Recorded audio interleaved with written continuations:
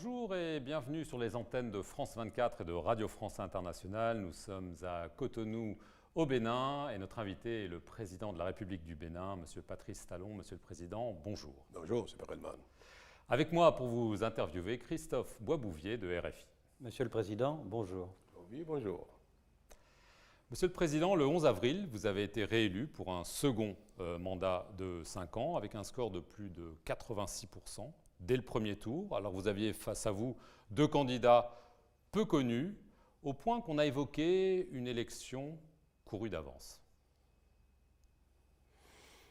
En effet, les résultats de cette élection donnent bien l'impression qu'en face, les candidats n'étaient pas peut-être à la hauteur. Mais je crois que c'est une mauvaise lecture. Et vous savez, le Bénin vient de loin. Et quand un pays, en si peu de temps, s'est étonné lui-même et a pu étonner même le monde par ses prouesses, cela peut donner aux uns aux autres, notamment dans le pays, le sentiment que ça y est, quelque chose se passe et qu'il faudrait que ça continue. Vous savez, souvent quand un régime, un président est décrié, comme on l'entend un peu partout, les électeurs peuvent voter contre, quel que soit celui qui est en face. Donc ce n'est pas toujours en fonction de celui qui est en face que les électeurs expriment leur choix. Parfois, ça peut être un vote sanction. Là, c'est un vote d'adhésion pour vous? Pour moi, c'est un vote d'adhésion. Alors tout de même, il y a quand même un autre chiffre qui est frappant, c'est qu'il n'y a que 50% de participation. Il y a donc un électeur sur deux qui n'est pas allé voter, alors que lors de votre première élection, il y a 5 ans, le taux de participation avait approché les 65%. C'est un net recul. Ça veut dire qu'il n'y a pas eu le même engouement tout de même. Oui, c'est bien la preuve que quelque chose se passe. Vous savez, ce pays, pendant longtemps, a souffert de sa classe politique, a souffert de l'environnement politique des élections, de sorte que les élections sont devenues quelque chose, un machin, qui permet aux électeurs d'avoir présent à tout va des candidats. On a l'habitude d'avoir une trentaine, quarantaine de candidatures, de candidats aux élections présidentielles. Comme je viens de le dire, l'argent circule. Nous avons atteint un niveau de démocratie admirable selon ceux qui nous observent, mais catastrophique selon les constats de développement que l'on peut observer au Bénin. Donc, un environnement politique, électoral, qui n'avait rien à voir avec ce que une élection est censée produire. Faire élire des personnes susceptibles d'apporter du développement, de l'épanouissement, du bien-être au pays entier et à chacun. Alors, quand on entame une réforme qui doit corriger nos travers, avec ses inconvénients, dont on a bien vu les effets, il faut admettre que ce n'est pas du jour au lendemain qu'on peut retrouver des niveaux de participation qui n'avaient rien à voir avec une véritable adhésion à des programmes ou à un processus électoral conséquent. Mais vous devez être déçu quand même par ce fort taux d'abstention. Nous avons, il faut l'avouer,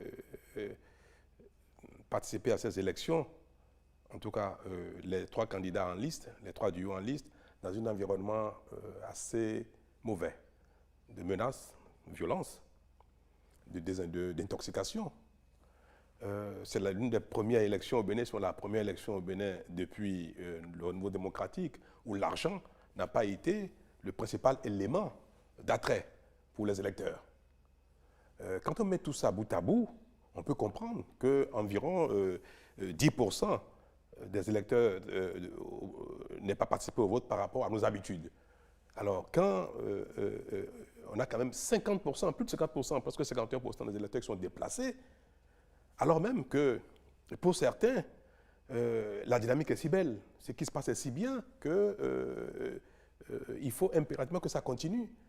Et que pour certains, il n'y a pas de raison que les électeurs n'apportent pas leur soutien au candidat Patrice Talon. Vous comprenez?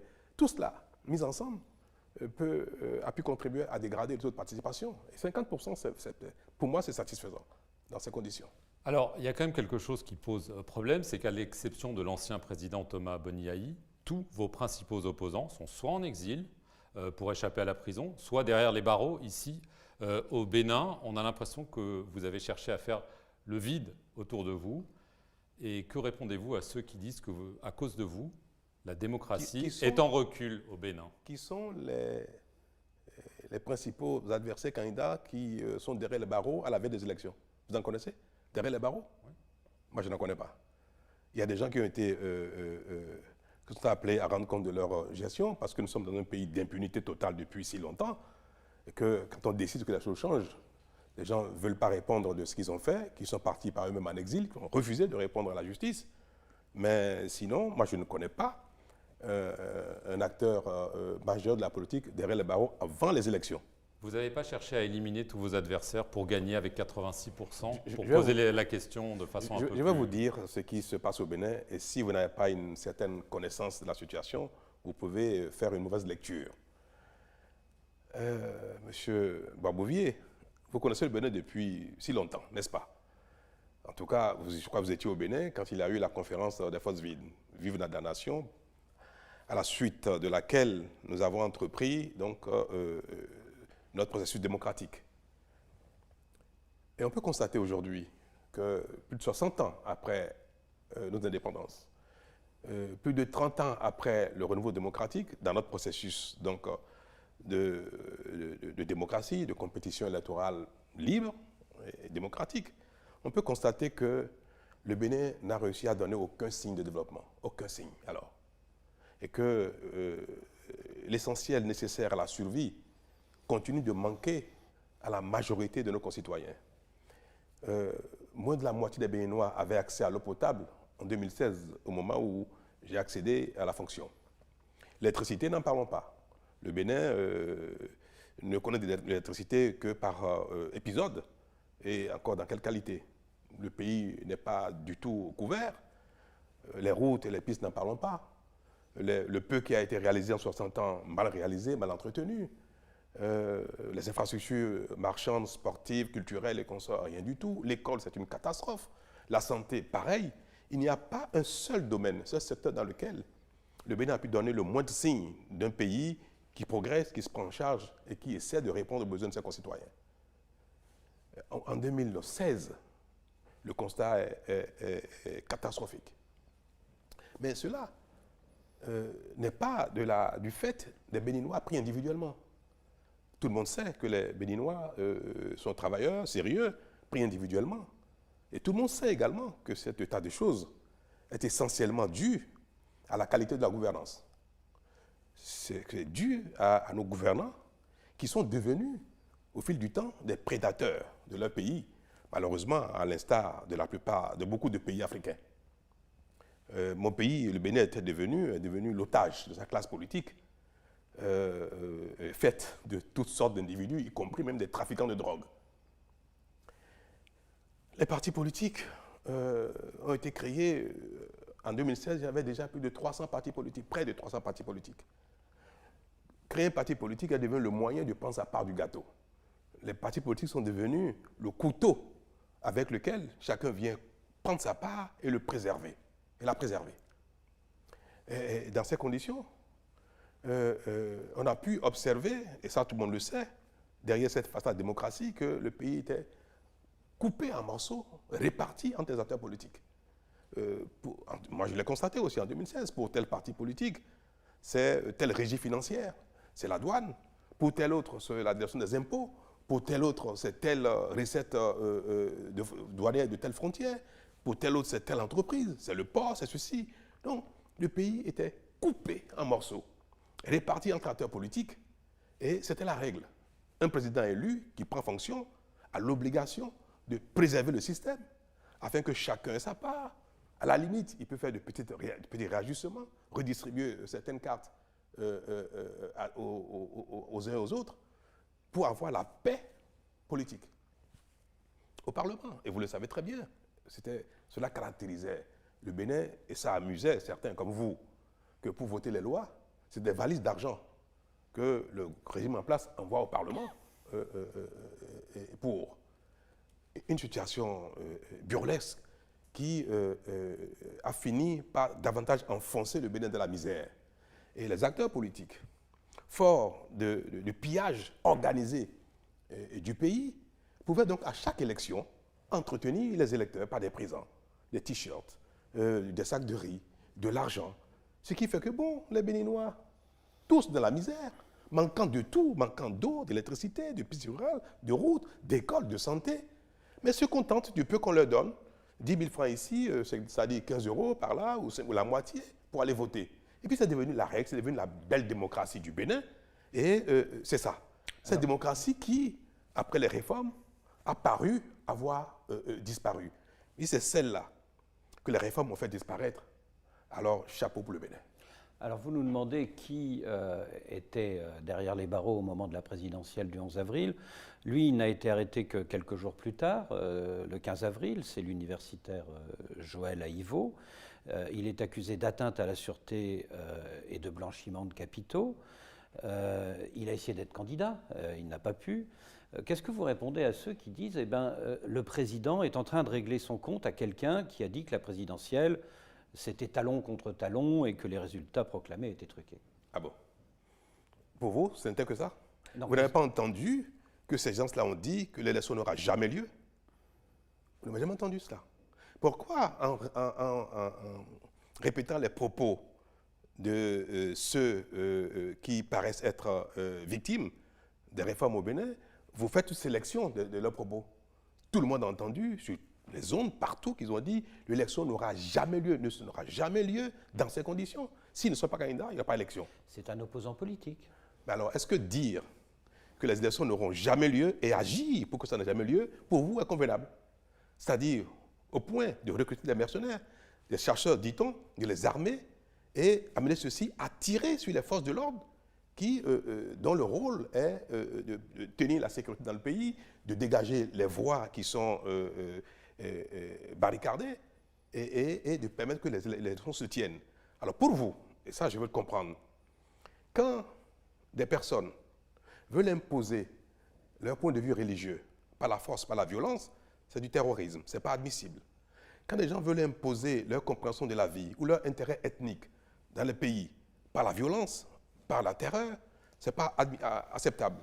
Mais quand un groupe politique veut imposer ses intérêts politiques, veut défendre ses intérêts politiques, imposer sa vision des choses par la terreur, par la violence, en armant des gens, en ordonnant des assassinats aveugles, pour que leur décès... C'est le cas de Joël Aïvo. Mais c'est ce qui s'est passé, je ne peux pas le citer personnellement parce que... Mais on parle de lui et vous en parlez, donc c'est le cas. La justice est en train, les enquêtes sont en cours et tous ceux qui, de près ou de loin, ont été mêlés à cela sont en train d'être interpellés, d'être questionnés, afin que chacun puisse répondre de son implication dans une telle manœuvre.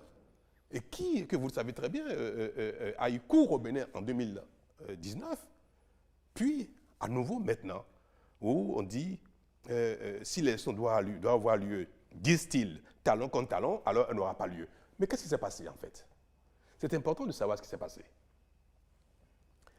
J'étais en exil en 2015, encore, quand le Parlement précédent, la magistrature, la législature précédente, celle qui est en place, composée de ceux-là, de ceux qui étaient en charge des affaires dans le pays à l'époque, qui sont aujourd'hui pour une bonne part dans l'opposition, c'est eux qui étaient au Parlement à 100%. Au moment où cette législature, en avril-mai 2015, s'installait, le président élu de l'Assemblée, dans son discours d'investiture, a fait l'état des lieux, a dit que le pays était dans une décadence grave et que la classe politique, que l'arène politique devrait être réformée si l'on veut que le Bénin, enfin, renoue avec la dignité et le développement. Ce n'était pas au pays. Donc, le leitmotiv de leur action parlementaire devrait être la réforme, les réformes nécessaires au Bénin. Je suis arrivé en 2016, j'ai été candidat, j'ai gagné les élections. J'ai pris le Parlement au mot. Et d'ailleurs, je l'ai dit aussi pendant ma campagne électorale en 2016, que élu, je m'emploierais à réformer le Bénin sur tous les plans, y compris au plan politique, parce que la situation était grave. C'était un pays de mafieux, de trafiquants de drogue, de tout tout ce qui ne peut surtout pas permettre le développement. Donc, après mon élection, nous avons fait des rencontres en Parlement exécutif et nous avons convenu que les réformes doivent être opérées. Principalement la réforme politique. Parce qu'il y avait 300 partis politiques environ, comme je viens de vous le dire, et que chaque parti politique était l'interlocuteur de l'État, de l'exécutif, faisait le chantage qu'il faut pour que chacun tienne sa part du pays. La réforme qui a été mise en œuvre, elle était très simple, hein, parce qu'on ne peut pas changer les acteurs politiques béninois contre les acteurs politiques français, belges, canadiens, américains, chinois. Non. Nous sommes des Béninois, nous allons faire avec nos travers les mutations nécessaires. Je vais finir. Et la réforme, avec nous-mêmes, malgré nos travers, puisque dans tous les cas, il ne faut pas croiser les bras, il faut faire quelque chose. La réforme consistait tout simplement à dire, tout le monde peut faire la politique, ce qu'ils veulent, mais on ne permettra plus que le modèle électoral permette que chacun étant maître dans son quartier, dans son village, tenant ses parents, crée un parti, utilise son parti politique pour siéger au Parlement. Il ne faut pas oublier que 83 députés que compte notre Parlement en 2015, les 83 députés provenaient de presque de 42 partis politiques différents qui, à l'occasion des élections, se regroupent en alliance ou en coalition électorale. Donc, ce qu'il fallait faire pour inhiber, pour réduire la nuisance individuelle, c'était contraindre les gens à se mettre dans des grands partis politiques pour aller aux élections. Donc, la première réforme, le premier aspect de la réforme était que les coalitions ne sont plus admises à aller aux élections. Si vous êtes un parti politique, vous voulez aller aux élections, vous allez aux élections tout seul. N'importe quel parti politique. Mais à condition aussi que les partis aient une envergure nationale, c'est-à-dire aient des adhérents un peu partout dans le pays. Et ça, c'est à la portée de tout le monde. Je viens. Deuxième élément de la réforme, si on va aux élections, le parti politique qui n'a pas atteint 10%, qui n'a pas collecté 10% de suffrages exprimés au plan national, même si dans une localité, dans un quartier, dans une circonscription, ce parti est fort et devrait enlever un député, s'il n'a pas 10% au plan national, il n'enlève pas ce député. Donc c'est un seuil de représentativité qui existe ailleurs. En France, chez vous, cela existe pour les élections européennes, où je crois que le seuil de représentativité est de 5%. Au Bénin, on l'a placé à 10% pour qu'il commence à avoir de grands ensembles afin que le Parlement dispose de courants politiques cohérents d'une certaine taille et que les discussions soient des discussions d'ordre politique et programmatique. Je finis. Soyez patients. Je vais vous répéter cela pour que vous l'entendiez bien. Les deux choses qui ont été prescrites par la réforme, c'est un, que seuls les partis politiques vont aux élections et non les coalitions de partis. Deux, tout parti politique qui va aux élections et qui n'a pas obtenu 10% de suffrage au plan national ne peut enlever aucun siège. C'est tout.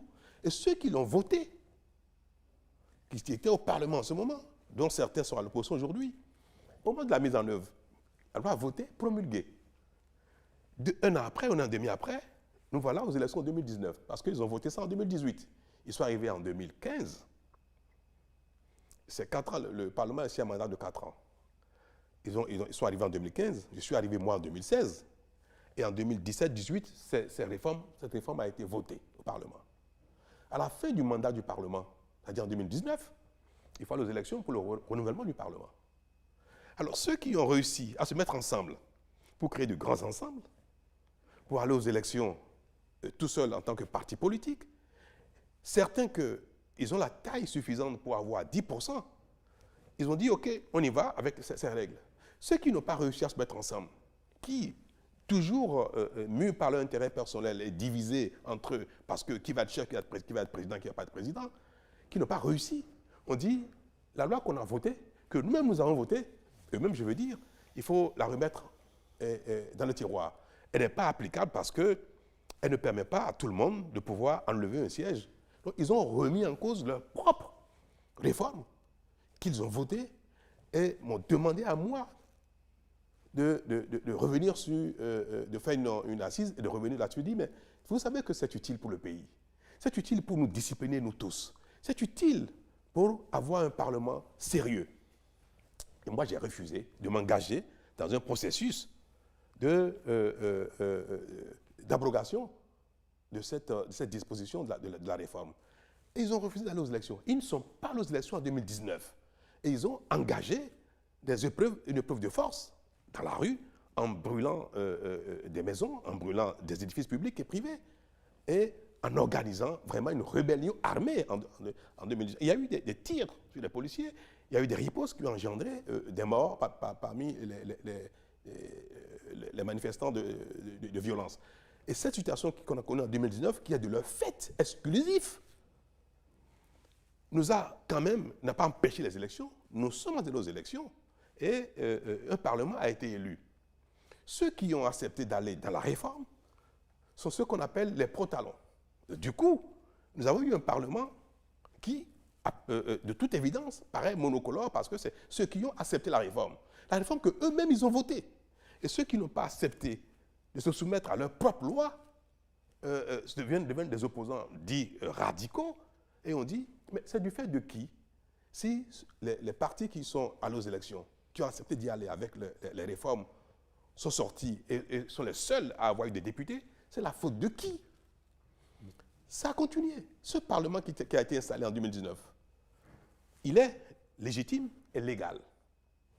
Il a continué à opérer, voter des lois pour renforcer la réforme, dont une qui est arrivée donc après, donc une disposition qui est le parrainage. Le parrainage a été instauré pour permettre que les candidats aux élections présidentielles, ceux qui sont des potentiels dirigeants présidents de la République, relèvent d'un parti politique, d'un grand ensemble politique.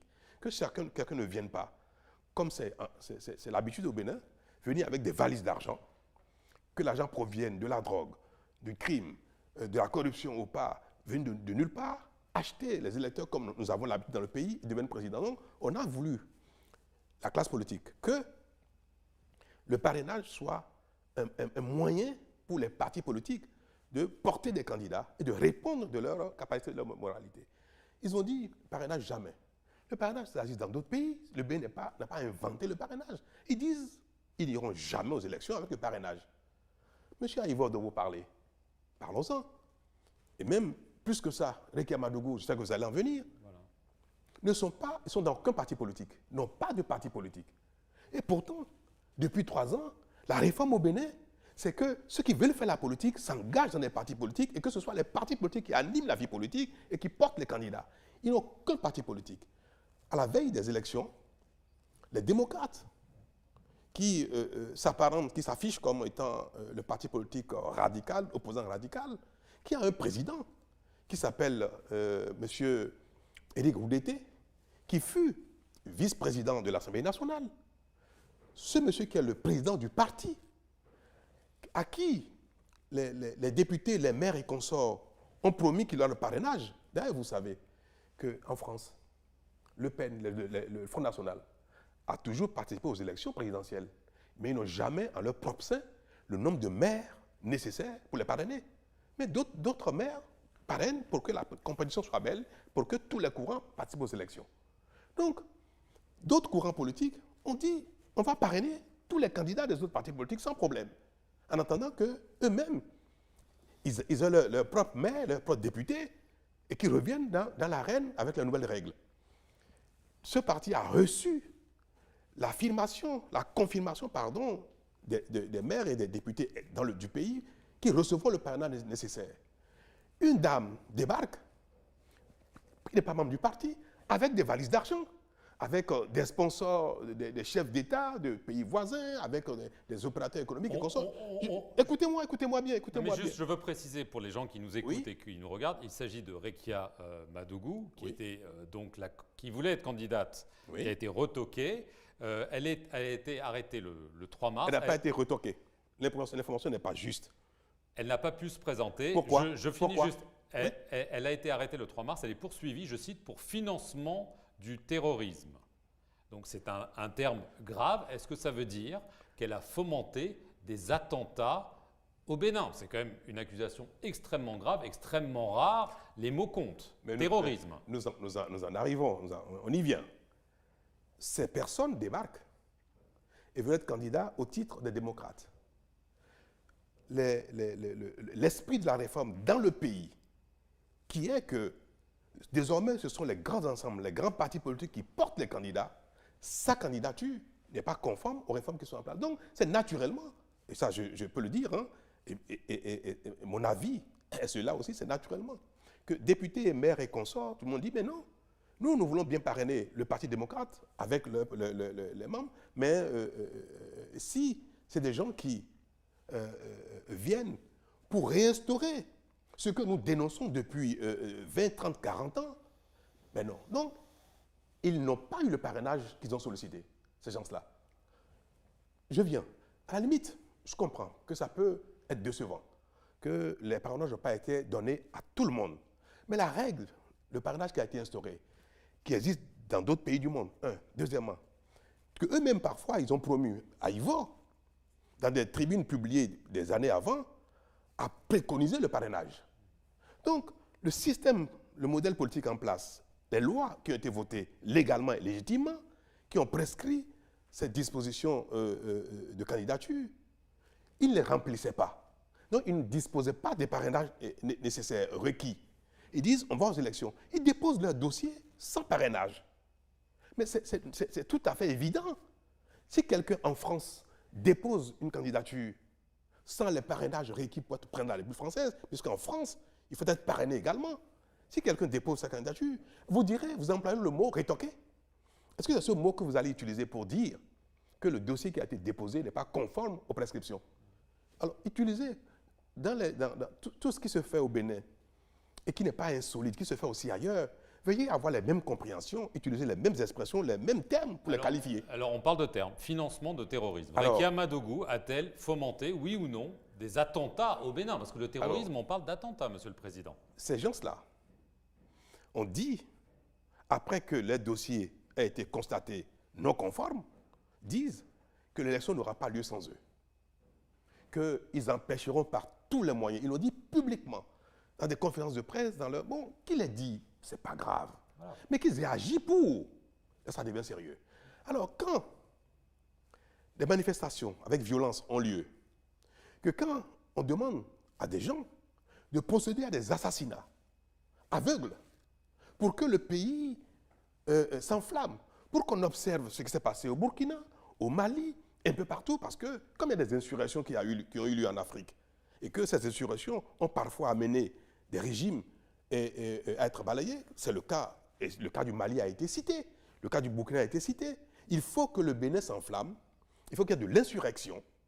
Et s'il y a des morts un peu partout, le pays s'enflamme, des violences partout, le pays va s'enflammer, il y aura une insurrection, et le président, le régime en place va devoir tomber, il y aura assise nationale, il y aura réconciliation, il y aura tout ce qu'on veut. Donc, pour à leur fin politique, ils ont planifié, recruté des gens et mandaté des jeunes, des badauds, pour brûler le pays et surtout pour tuer, pour faire des assassinats aveugles. Vous avez des preuves de ça? S'ils ont été interpellés, c'est parce qu'il y a des preuves. Ou c'est des ennemis politiques, peut-être? Écoutez, vous m'avez posé une question. Et je vous dis que quelqu'un qui a commandité des choses du genre et dont les preuves ont été trouvées et que les personnes ont été interpellées, pour vous, est-ce que c'est parce que cette personne a une cassette politique, a voulu être candidat et qu'à défaut de l'être, elle demande qu'il y ait des actes de violence, de tuerie qui provoqueraient une insurrection, qui provoqueraient donc un chaos et qu'en ce moment, il y aura une transition politique? Est-ce que ce acte-là, pour vous, ne doit pas être, ne doit pas intéresser la justice, ne doit pas être celui qui l'a posé, ne doit pas être interpellé et en répondre? Mais je vous ai dit tout à l'heure, quand quelqu'un veut défendre une cause religieuse, pas de telle pratique, c'est du terrorisme. Quand quelqu'un veut défendre une cause ethnique, pas une telle pratique, c'est du terrorisme. Quand on veut défendre également une cause politique, pas de telle pratique, il n'y a pas d'autre qualification dans le code pénal que le terrorisme. Et c'est cela, ce qui s'est passé. Et des gens ont été recrutés, ont tiré sur les militaires. Des gens ont été recrutés pour organiser des assassinats publics, aveugles. Alors, vous parlez de la justice béninoise, Monsieur le Président. Il se trouve que le magistrat Essoé Bataboussi, qui est l'un des juges chargés du dossier de Mme Rekia Madougou et qui est aujourd'hui en fuite à l'étranger, a affirmé sur RFI que le dossier contre Mme Madougou était vide et que c'est l'exécutif qui avait dicté la décision d'incarcérer cette dame. Monsieur Babouvier, quand il y a des manœuvres du genre où des personnes sont capables d'amener de l'argent dans l'arène politique pour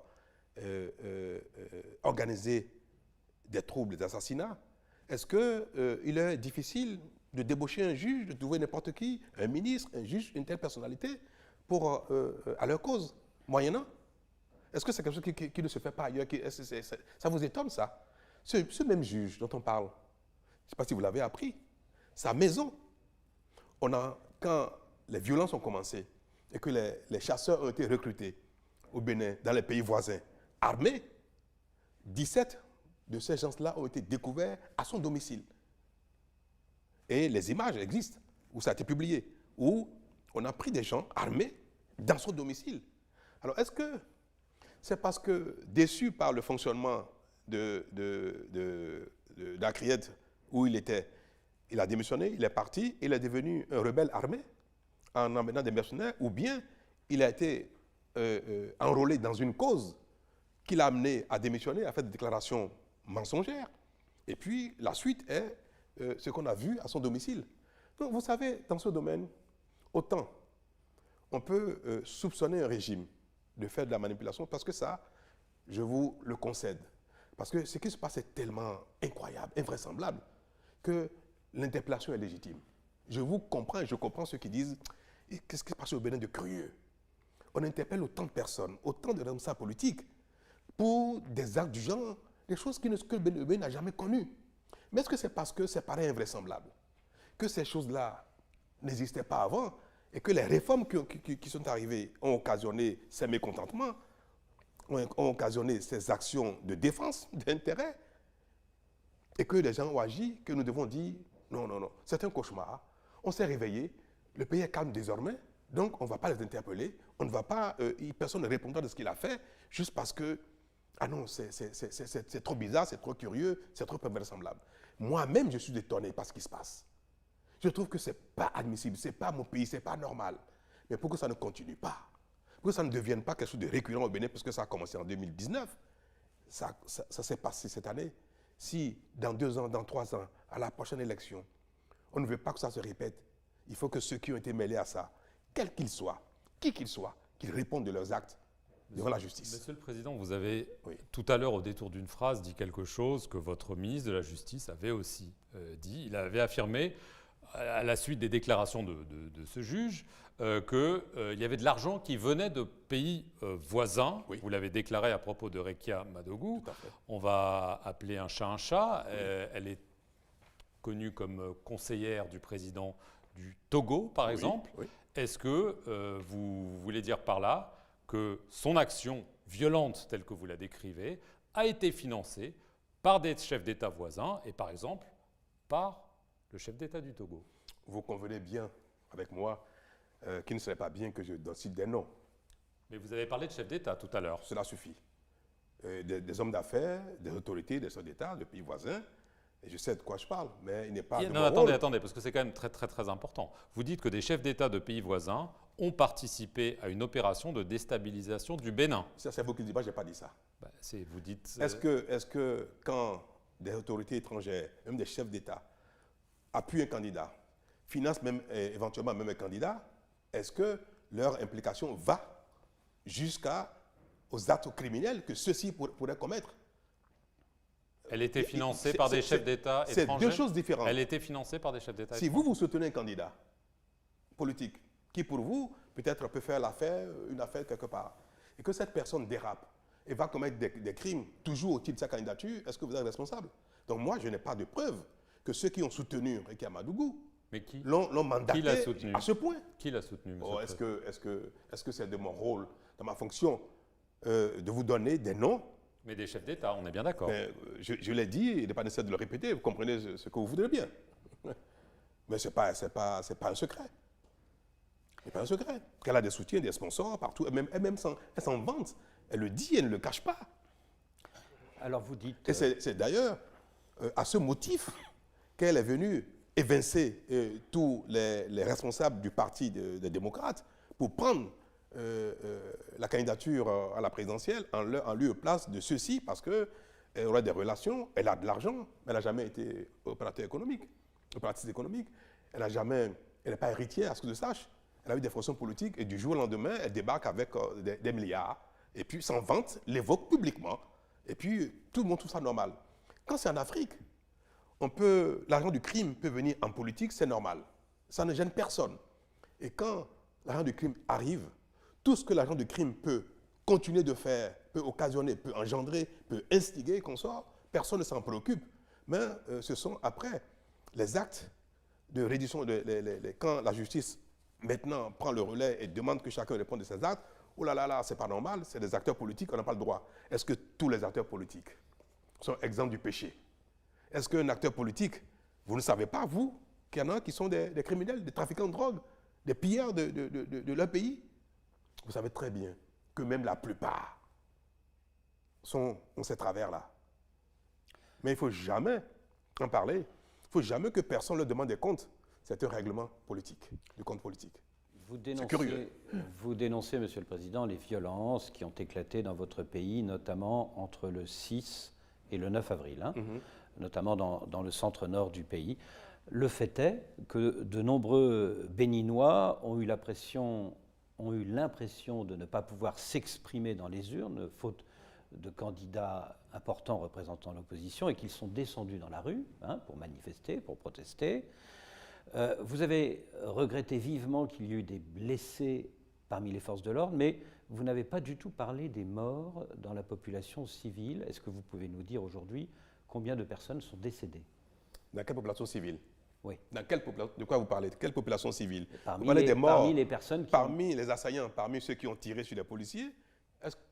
Vous avez l'identité? Parmi les populations civiles, comme à Savé, comme à Tchaourou, est-ce qu'il y a eu des populations civiles?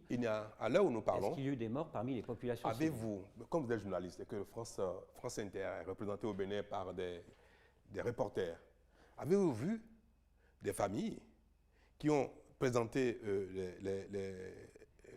la dépouille mortelle de personnes que vous citez, donnent leur identité et qu'on sort? Moi, jusque maintenant, en tant qu'autorité en charge de la sécurité, de tout ce qui relève de notre bien-être ensemble, nous avons cherché à savoir qui sont ceux qui seraient éventuellement victimes des coups de feu de défense des forces de l'ordre.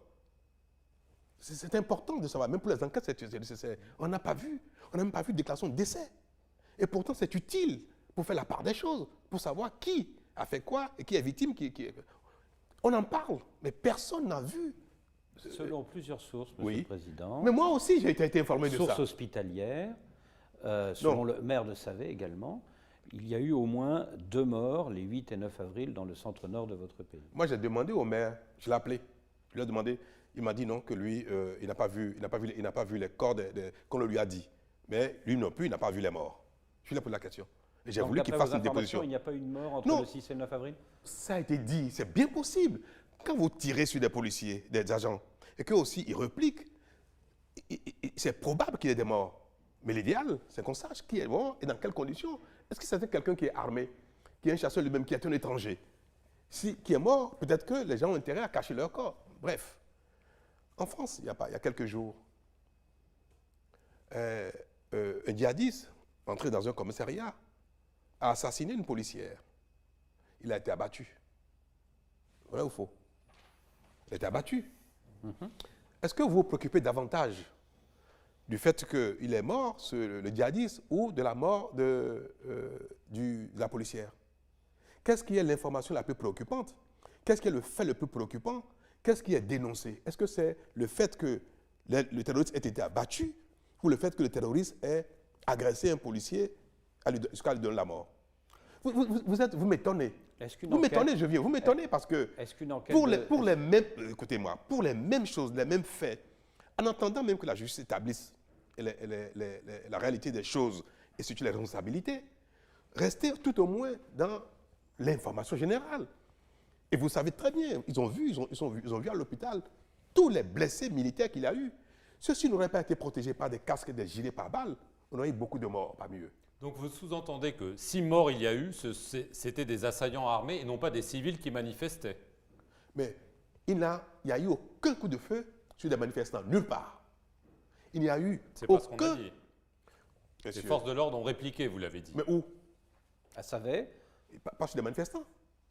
Il n'y a eu aucune manifestation. Vous en êtes sûr? Vous en êtes sûr? Mais je vous le dis, si vous avez su, dites-le moi. Vous êtes le président. Monsieur Perelman, en 2018, vous avez vu des images de manifestants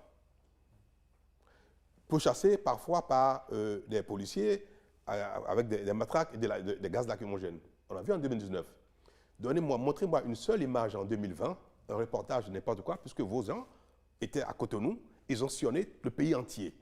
Je n'ai pas vu une seule image de manifestants à Savay, à Tchaourou et à Banté, poursuivis par les policiers sur lesquels, je vais finir, sur lesquels il y a eu des tirs.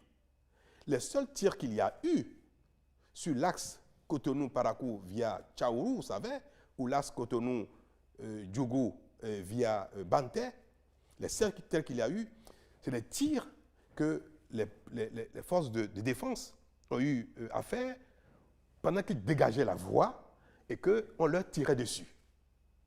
Il n'y a eu aucun tir de sommation ni de réplique à l'occasion de manifestations là en 2021 pendant les élections. Il n'y en a pas eu.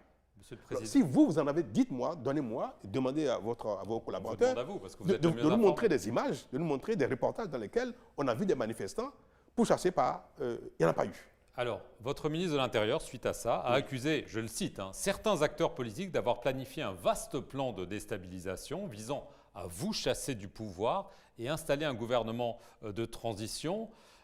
Donc, en gros, il a affirmé qu'un coup d'État était en marche à l'occasion de ces violences. Mais un coup d'État, ce sont les militaires qui prennent le pouvoir. Ce n'est pas du tout de ça dont il s'agit. Sa langue a fourché ou est-ce qu'il y a eu une tentative de coup d'État? Sûrement, maintenant. Il a dit coup d'État ou il a dit atteinte à la sûreté de l'État? Il a dit quoi exactement? Il a utilisé quel mot? Il a dit déstabilisation ou bien atteinte à la sécurité de l'État? A-t-il dit coup d'État? Il a parlé visant à vous chasser du pouvoir, installer un gouvernement de transition. Mais chasser du si pouvoir, ça, ce n'est pas un coup d'État... Chasser du pouvoir, il y a plusieurs moyens de chasser du pouvoir. Il y a plusieurs moyens de chasser quelqu'un du pouvoir. Quand on renverse un président légitimement élu, c'est quoi? C'est un coup d'État. Toujours est-il qu'effectivement, on a découvert dans les enquêtes et dans les rapports d'audition que des gens ont affirmé, avoué qu'ils ont été entrepris pour organiser des actes devant chasser le président. Mais monsieur Babouvi et monsieur Perelman, ils n'ont pas caché. C'est ce mot donc, que vous employez vous-même. Il faut que Talon quitte le pouvoir, notamment le 6 avril. Ils l'ont dit sur vos chaînes, ils l'ont dit dans les médias, ils l'ont écrit, ils l'ont dit sur Facebook, ils ne l'ont pas caché. Talon doit quitter le pouvoir le 6 avril. Ce n'est pas la même chose qui dire doit quitter et le faire quitter de force. On est d'accord. Mais s'ils l'ont dit et qu'ils ont programmé des actions pour le faire et qu'on a des preuves, vous ne voulez pas que la justice les interroge là-dessus. Qu'est-ce que vous reprochez à la justice? Le fait de faire des enquêtes? Non. Qu'est-ce qui vous gêne? Avoir des preuves. Quand on parle de coup d'État, il faut quand même avoir des preuves solides. Mais j'imagine que si vous le dites, il doit y en avoir. Non. Si il a dit que les gens ont planifié de déstabiliser le pays, de faire partir le régime en place par la violence, attendez que les responsabilités soient situées et que les preuves soient exhibées. Mais pendant que l'enquête est en cours, vous êtes dans une défense curieuse. Vous dites que ce n'est pas possible. Je ne vous comprends pas. Votre ministre a ajouté que les commanditaires de ces insurgés étaient soit en prison, soit en fuite. Est-ce que vous les connaissez? Qui sont-ils? Est-ce que vous pensez par exemple... il y a certains que je connais bien. Alors allez-y. C'est pas mon rôle de vous donner les noms de ceux que vous savez. Vous avez des reporters, des collaborateurs à Cotonou, ils peuvent vous donner les noms de ceux qui sont interpellés. Vous voulez que je mette à vous citer tous ceux qui sont interpellés? Les commanditaires oui. Qui seraient soit en prison, soit Mais les commanditaires, aujourd'hui, la justice a pris la main. Et il n'est pas convenable que je m'étale sur un sujet qui est déjà dans les mains de la justice. Est-ce que vous visez votre prédécesseur, l'ancien président Boni Yayi? Et Boni, si je le vise, c'est-à-dire. Est-ce que vous l'avez dans le collimateur? Est-ce que vous pensez que c'est l'un des commanditaires de tout cela? Pourquoi je l'aurais dans mon collimateur? S'il a cherché à vous renverser, par exemple. Mais s'il est mêlé, il répondra de cela. Non, mais est-ce que vous le soupçonnez d'être mêlé dans cette affaire ou pas? Aujourd'hui, moi, je n'ai pas soupçonné quelqu'un. Ce n'est pas mon rôle de soupçonner. C'est de la police judiciaire, de la justice, d'établir ceux qui sont mêlés de près ou de loin à des actes qui ont été commis. Moi, je ne soupçonne personne. Je n'ai soupçonné personne. Ce serait trop facile. Il n'est pas de mon rôle de soupçonner quelqu'un. Si Boni Yayi, ancien président, est responsable à quelque niveau que ce soit, il en répondra. Ça, comme tout le monde. Est-ce qu'il peut revenir demain au Bénin librement sans risquer d'être arrêté? Mais personne ne l'empêche de venir au Bénin. Le Bénin n'a jamais empêché un de ses citoyens de venir au Bénin. Mais si quelqu'un est convoqué par la justice et que la personne refuse de répondre et s'exile, comment vous interprétez ça? Donc a priori, il peut revenir librement. Hein. Quand en 70, en 80, des gens ont commis des attentats en Italie. Et ont fui l'Italie, sont venus se réfugier en France. Et que la France a refusé de les extrader. Et puis, il y a eu quelques-uns qui ont été extradés par la suite. Puis maintenant, le gouvernement français décide d'extrader certains d'entre eux. Vous traitez l'Italie de pays bananière, république bananière. Vous traitez l'Italie d'envoyer en exil ces acteurs politiques. Les Brigades Rouges, ceux qui ont fait ça à l'époque, c'était une cause politique. C'était une cause politique. Pourquoi le président français décide aujourd'hui de les rapatrier, de les extrader? Pourquoi?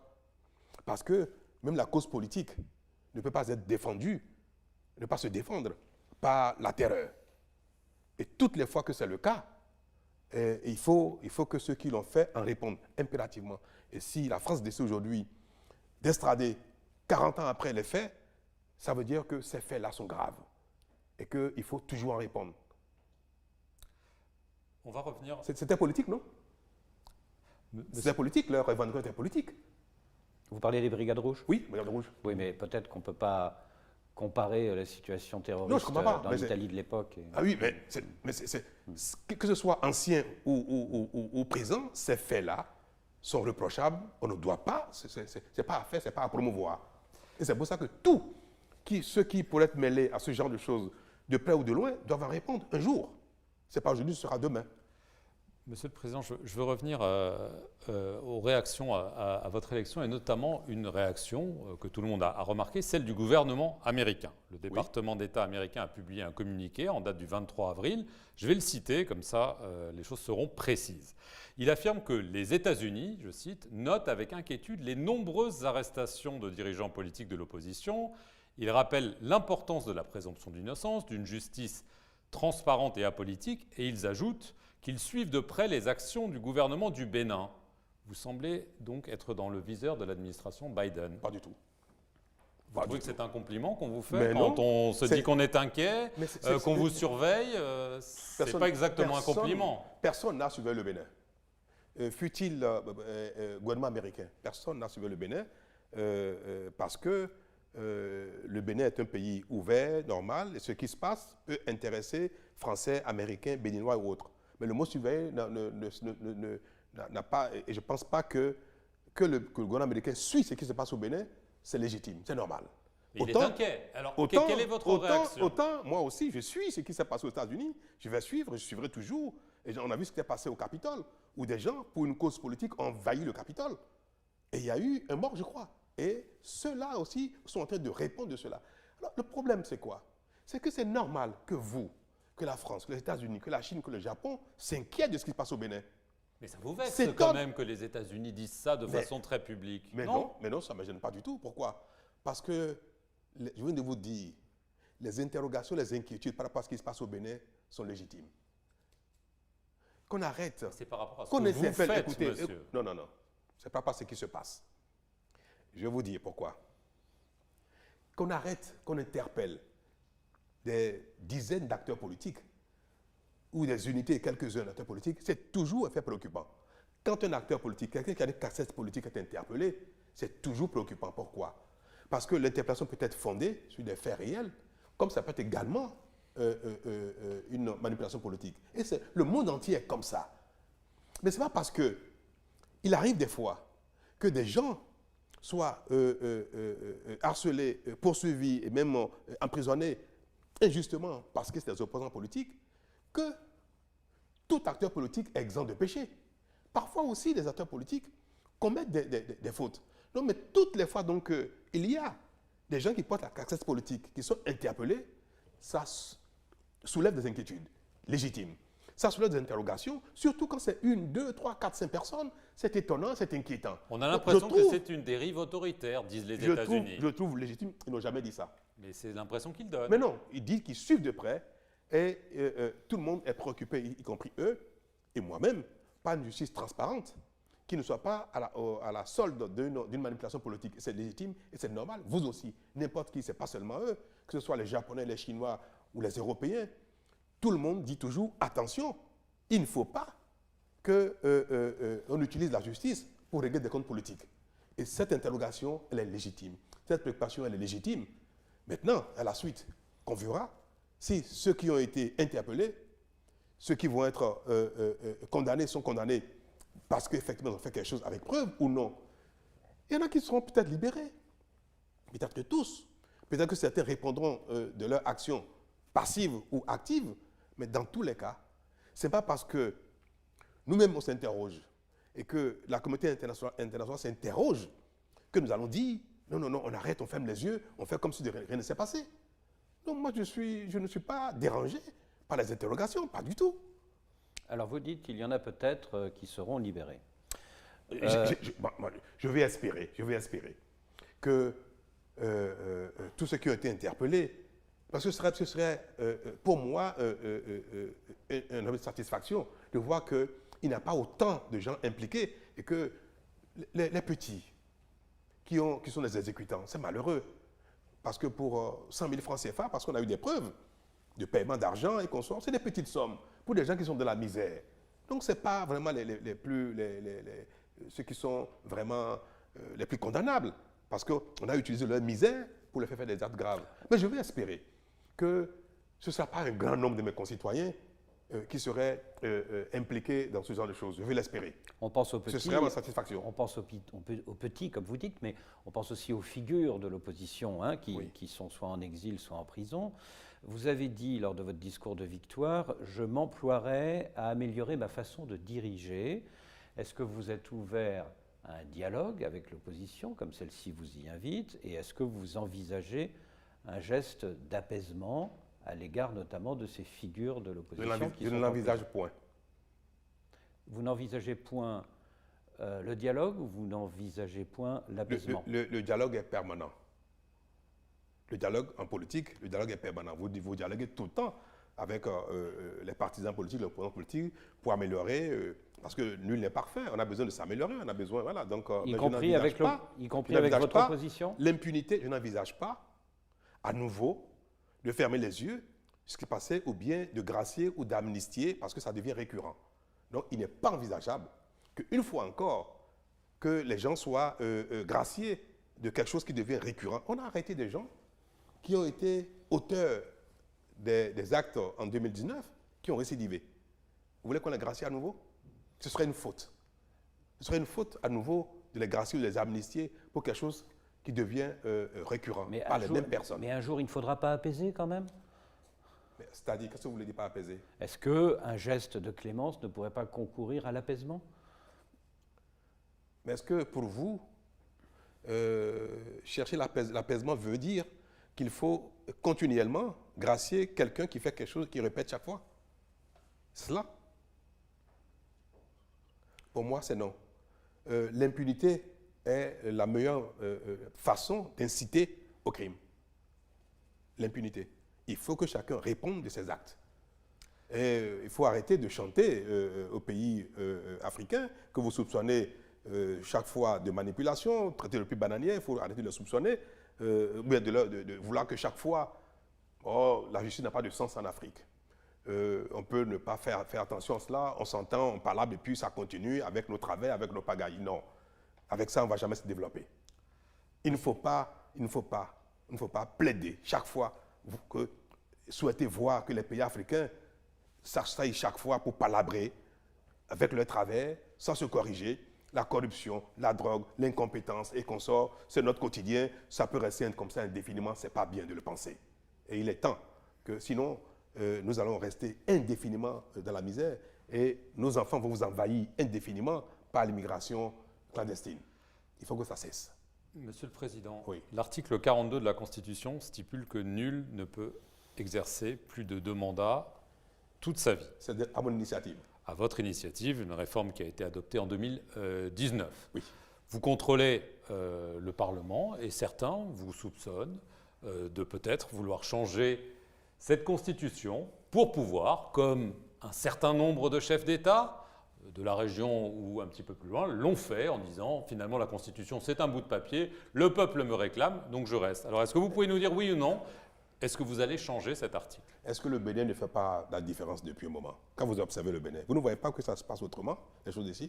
Ouais. Est-ce que cette phrase-là, quelqu'un l'a jamais mise dans une constitution? Est-ce que déjà, pourquoi vous ne reconnaissez pas déjà l'importance d'une telle phrase qui règle le problème des constitutions nouvelles, compteur à 0, 3e, 4e, 5e mandat? Ce sera ainsi. Personne ne changera cela. En tout cas, ce ne sera pas moi, ni à mon initiative. Et je ne pense pas que les Béninois le changeraient. Les Béninois tiennent beaucoup à la limitation des mandats. Et c'est pour ça que nous avons fait ça, pour éviter toute tentation de nouvelle constitution devant entraîner une remise à zéro des compteurs. Parce que ne pas le faire, ça nous a empêchés de faire même des retouches techniques à la constitution, par peur que cela ne soit évoqué par quelqu'un pour s'éterniser au pouvoir. Donc c'est votre dernier mandat? Bien sûr. Premier juré. Tout à fait. En 2026, Patrice Talon ne sera pas candidat. Monsieur Babouvier, Dieu nous prête longue vie et bonne santé pour que nous puissions ensemble constater cela. Donc c'est un engagement ferme. Il peut en être autrement. Pardon? Il ne peut en être autrement. Alors, ce discours que vous tenez depuis de nombreuses années, le développement d'abord, la démocratie, on verra plus tard. Je n'ai jamais dit ça. Je n'ai jamais dit ça. Alors peut-être que je caricature. Vous voyez, vous êtes tellement, vous avez une telle ligne éditoriale, bon, alors ligne éditoriale dans votre esprit, dans votre tête, que vos lèvres vous trahissent. Le développement d'abord, et puis bon. Je n'ai jamais dit ça. Je vous défie. Si vous dites la démocratie. Je vous défie de trouver quelque part, il faut que j'ai mis le développement d'abord, la démocratie après. Jamais. Ce que vous avez dit à nos confrères de Jeune Afrique en septembre dernier, c'est la démocratie doit être au service du développement et non pas un frein. Voilà. Merci. Alors, vous le comprenez comme la démocratie après? Alors, ça nous fait penser à un autre chef d'État africain. Oui. C'est le Rwandais Paul Kagame. Est-ce qu'il est votre modèle? Non, pourquoi?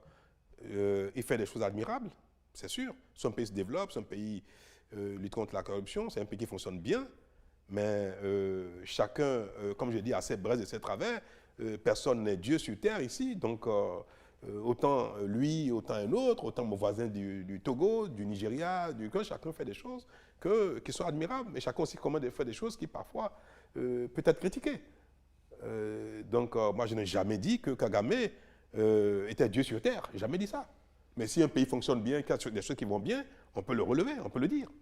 Autant aussi au Bénin, aussi, s'il y a des choses qui vont bien, on peut le dire. Il y a des choses qui vont moins bien, on peut le dire pour qu'on s'améliore. Je l'ai dit d'ailleurs récemment, que j'étais tout à fait disposé à écouter les critiques et puis à améliorer ma façon de faire. Alors, on note quand même que votre juge de paix, ça semble être l'économie. Les résultats macroéconomiques sont bons. Depuis mi-2020, le Bénin... Pour moi, c'est l'indicateur de tout. De tout. Le bien-être des hommes est l'indicateur de toute action publique. Alors, le Bénin est classé dans la catégorie des pays à revenus intermédiaires. On a vu que les agences de notation affirment que le Bénin a une croissance importante malgré les crises, la pandémie et tout ça. Évidemment, on se pose la question du partage de cette croissance. Est-ce que vous êtes d'accord pour dire que la croissance, oui, les chiffres sont bons, mais elle n'est pas encore assez inclusive? C'est une question que je ne comprends pas. Je ne sais pas ce que ça veut dire. Qu'elle bénéficie à tous, y compris les classes les plus Est-ce que dans un pays, vous avez déjà vu, dans quel pays du monde sur cette terre, dans quel pays du monde vous avez vu que la croissance qui peut être portée par un secteur une fois, un autre secteur après, à la fois profite à tout le monde. Vous voulez que si un acteur, les artisans travaillent dans une période beaucoup mieux et que l'action publique, l'assainissement de l'espace public, le meilleur fonctionnement des services publics, de la douane et consorts, les investissements publics, si ça permet aux uns aux autres d'exprimer leur talent, d'exprimer leur potentiel, de mieux travailler et de jouir davantage des fruits de leur labeur, vous voulez que, par exemple, celui qui, par exemple, ne fait pas grand-chose ou fait moins que celui, que les fruits soient partagés. Nous sommes dans un pays libéral. Le Bénin n'est pas un pays communiste. Et ça, je vous prie de ne pas considérer que le Bénin est un pays où on prend les fruits des labeurs des uns et des autres, qu'on partage à tout le monde de manière égalitaire. Donc, c'est tout à fait normal que dans une période aussi courte, que les progrès que nous observons globalement ne puissent pas impacter pareillement tout le monde. C'est normal, ça. Mais notre espoir est que l'action publique permette que le pays se développe de jour en jour, de manière de plus en plus large. Même le mot inclusif ne veut rien dire. Il faut que chacun puisse, fort de son potentiel, de ses labeurs, puisse également progresser et que les services publics soient au service de tout le monde. L'eau, l'électricité, est-ce que c'est seulement à quelques-uns qu'on apporte l'eau? Quand vous dites que ce n'est pas inclusif, nous sommes en train d'amener l'eau à tout le monde sans distinction. Et dans 2 ans, l'eau potable. Quand? Dans 2 ans, tous les Béninois auront accès à l'eau potable. Nous sommes arrivés, nous avons fait un progrès énorme qu'on n'a jamais vu. Bientôt, dans 2 ans et demi, l'électricité sera partout au Bénin. Les routes vont partout de plus en plus, les pistes virales partout. C'est ça, c'est la manière dont notre croissance, qui profite également à l'État, qui fait que l'État a de plus en plus de recettes, investit au profit de tout le monde. Je ne pense pas que vous ayez entendu que la route est allée desservir une communauté, un ami, et que nous faisons l'effort de faire un développement équilibré. Les infrastructures, si vous êtes informé de ce qui se passe, c'est dans tout le pays que nous faisons des investissements. Ça, ce n'est pas une manière de faire profiter l'ensemble du pays de nos performances collectives. Ce n'est pas ça. Qu'est-ce que vous appelez développement inclusif? Monsieur le Président, oui. il nous reste malheureusement peu de temps, mais quand même une question importante. C'est les relations entre le Bénin et le Nigeria. On a espéré la réouverture complète de la frontière entre les deux pays. C'était à la fin de l'année dernière. Mais ce n'est toujours pas complètement réouvert. Vous êtes allé voir le président Buhari, mi-janvier, pour proposer que des policiers, des douaniers du Nigeria soient stationnés peut-être sur le port de Cotonou lui-même, afin de contrôler les marchandises. Un groupe de travail a été mis sur pied. Est-ce que, comme c'est l'objectif, le système va pouvoir être mis en place dans les mois qui viennent, dès le 1er juin? Les discussions sont en cours, cela progresse. Vous savez, les administrations sont lourdes, hein, entre 2 États. Ce n'est pas du jour au lendemain. C'est parce qu'il y a une volonté politique des chefs d'État que du jour au lendemain, ça se met en place. Les équipes travaillent sur le sujet et nous espérons que l'intégration réelle de nos 2 pays, de nos 2 économies, sera bientôt une réalité, sachant que nous mettrons en place les voies et moyens pour prévenir, pour endiguer nos travers, notamment la contrebande. Et c'est pour ça que nous voulons que les services de douane, de police et consorts travaillent plus en harmonie et ensemble pour que ces choses-là n'empêchent plus l'intégration. Dernière petite question sur la sécurité. Le chef des services secrets français a publiquement déclaré que les chefs d'Al-Qaïda au Sahel ont conçu un projet d'extension vers les pays du Golfe de Guinée. Ces pays sont désormais des cibles, dit-il. Les terroristes financent déjà des hommes qui se disséminent en Côte d'Ivoire et au Bénin. Est-ce que vous avez constaté en effet qu'il y a des hommes armés qui viennent au Bénin? Y a-t-il eu des tentatives de pénétration, voire des tentatives d'attentat? Nous travaillons en bonne coopération avec les pays voisins, y compris même les pays qui ne sont pas voisins comme la France. Et la conjugaison de nos efforts nous laisse espérer que nous parviendrons à bout du terrorisme dans la sous-région. Ce n'est pas évident, ce n'est pas facile. Il y a eu des tentatives, Monsieur le Président. Mais nous observons les mouvements, nous voyons parfois, et nous interpellons les gens quand c'est nécessaire. Mais vous savez, quand les gens ont des parents de part et d'autre des frontières, quand les gens sont à la fois béninois, nigériens, burkinabés ou togolais, il est très difficile de pouvoir contrôler cette nébuleuse qui est en train de s'étendre en Afrique mais nous faisons tous les efforts qu'il faut pour que le mal ne s'étende pas, effectivement, sur les pays côtiers. Un mot sur le Tchad, puisque votre homologue Idriss Déby est décédé il y a 10 jours. Un conseil militaire de transition s'est imposé, avec à la tête l'un des fils du président défunt. Comment vous analysez cela? Comme un gage de stabilité ou comme un coup d'État déguisé? Ce n'est pas de mes habitudes de me prononcer, de donner mon avis personnel, et surtout que je suis quand même en exercice, mon avis personnel sur ce qui se passe dans un pays frère et voisin. La situation est déjà si difficile là-bas que je n'ai pas à mettre de l'huile sur le feu. Donc je souhaite que les Tchadiens, les uns et les autres, puissent trouver les voies et moyens pour que la paix règne, pour que le développement ait lieu. J'ai mes brèches chez moi et je ne permets d'ailleurs pas à quelqu'un qui ne sait pas ce qui se passe de venir me donner des leçons. Donc je n'ai pas de leçons à donner à quelqu'un et mes sentiments, je les garde pour moi, d'autant que ma fonction ne me permet pas d'exprimer mes sentiments en public et ça qui peut être parfois erroné. Et dans la présence du président Macron aux obsèques, certains y ont vu une façon de soutenir la transition militaire. Le président français a dû apprécier ses actes, ses voyages, ses actions et consorts. Ce n'est pas à moi de les juger. Qu'il soit allé aux obsèques, pourquoi pas.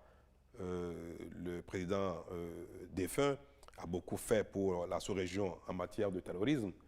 C'est un homme que moi j'admire beaucoup pour son courage, pour sa contribution à la sécurité dans notre région. Il en a beaucoup fait. Donc aller à ses obsèques me paraît légitime.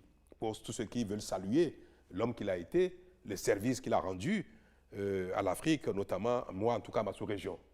Donc si j'avais pu, peut-être que je serais allé aussi à ses obsèques parce qu'il le mérite bien. Maintenant, cela n'a rien à voir avec le déroulement de processus politique au Tchad. C'est des choses qui n'ont rien à voir l'une avec l'autre. Merci, Monsieur le Président, de nous avoir accordé cet entretien. Et merci à vous de nous avoir suivis sur nos deux chaînes, Radio France Internationale et France 24.